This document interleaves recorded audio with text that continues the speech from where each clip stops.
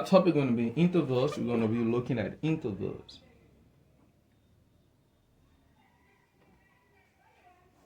Intervals. Now, the first thing we need to identify with intervals, there are two types of intervals. So we have the types.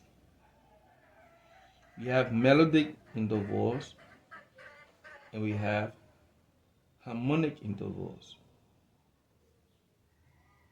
Melodic intervals are single notes distance apart. So I would say single notes distance apart.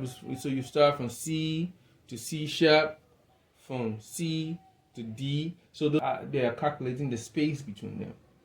And then we have harmonic intervals. Harmonic intervals are two notes apart, but they are struck together.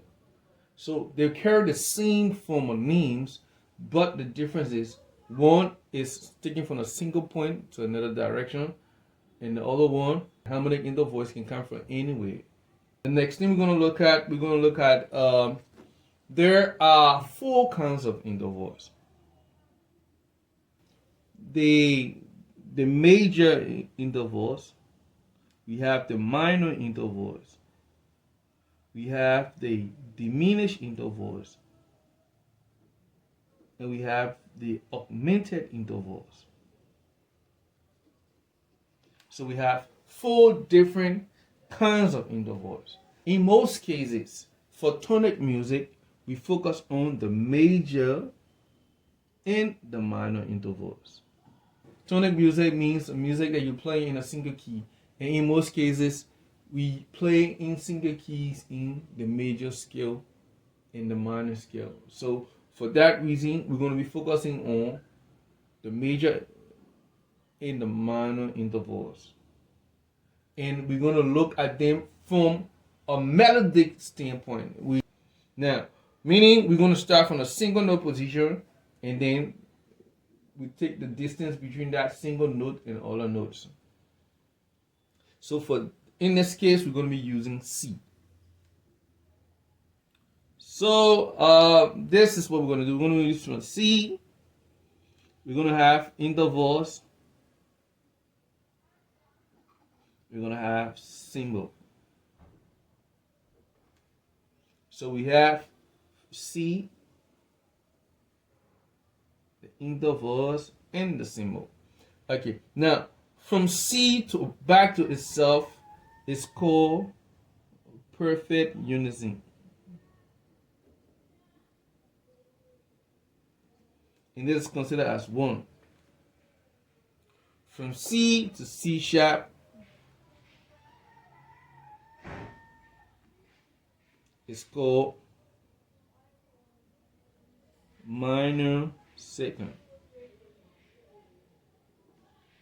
And this is also considered as half step. So that's the other name for a half step. From C to D is called major second.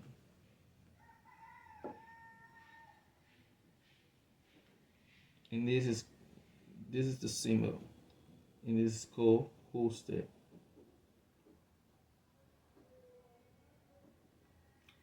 So we just done three. This from C to C is called perfect unison.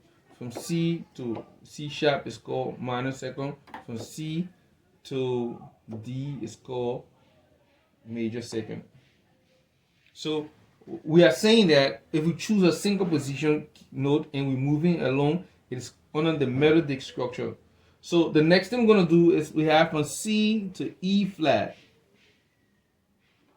and from C to E. So from C to E flat is called a minor third, and from C to E is called a major third. And this is how so the minor third we have a whole step and a half step attached. In the major third we have two whole steps attached. So this will have a whole step and a half step attached, and the next one will have two whole steps attached. So a major tear is made of 2 whole steps, and a minor tear is made out of a whole step and a half step. A whole step is just 1, and a half step is in unison is just 1. Okay. So the next thing we're going to go to from C to F is considered as a perfect fourth, and from C to F sharp is considered as a tritone. So from C to F is considered a perfect fourth, and from C to F sharp is considered a tritone. So this is perfect fourth will be from C to F will be whole step, half step, and the tritone will be whole step, whole step, whole step. So tritone simply means 3 whole steps. Whole step is the same as tune, and half step is the same as semitone. But we actually focus on American music, and American music says whole step and half step. So we want to apply a whole step and half step, and this is where the whole step and half step concept comes from. Okay, now the next thing I'm going to point out is from C to G. It's called a perfect fifth.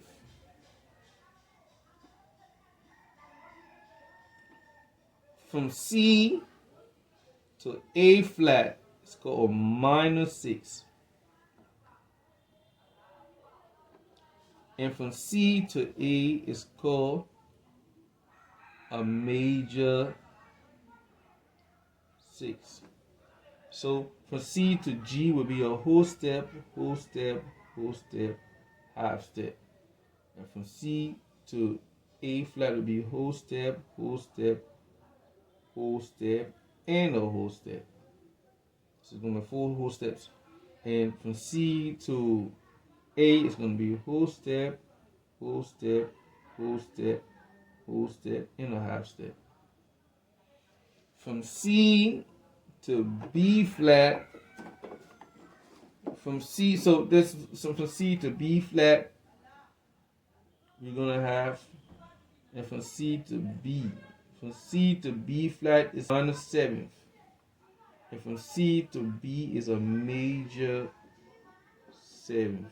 So we have whole step, whole step, whole step, whole step, whole step, 5 whole steps, and from 7 we have 1, 2, 3, 4, 5 and a half step. Then from C to the higher C is called an octave, a perfect octave. And you call it octave or perfect octave, you're right. So we call it octave, and it's 6 whole steps. 1, 2, 3, 4, 5, 6. Now, intervals. The importance of intervals have a lot of importance, but in this case, we actually use intervals to build skills and chords. The concept of building skills and chords comes from intervals. So if you know the intervals properly, you find it easier to build skills, because the structure formula for skills actually comes from intervals. So okay, so we have these intervals. Let's check them. We got 1, 2, 3, 4, 5, 6, 7, 8, 9, 10, 11, 12, 13. 13 intervals, and we can apply them to C. So the first thing we do is, if we are dealing with a melodic intervals, so we should choose one key. So we choose C. And this is the distance between C and other keys. So from C to C sharp is a minor second. From C to D is a major second. From C to E flat is a minor tier. From C to E is a major tier. From C to F is a perfect fourth. From C to F sharp is a tritone. From C to G is a perfect fifth. From C to A flat is a minor 6. From C to A is a major 6th. From C to B flat is a minor 7th. From C to B is a major 7th. And from C to C is an octave. Now, let's get something straight up. So we can start from any key and apply this concept. So you can start from F. You start from F to F sharp.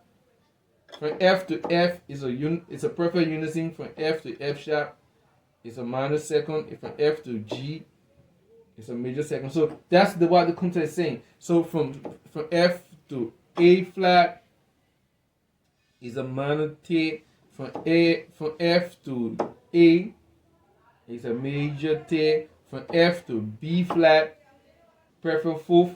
From F to B is a tritone. From F to C is a perfect fifth. From F to D flat is a minor sixth. From F to D is a major sixth. From F to E flat is a minor seventh. From F to E is a major seventh.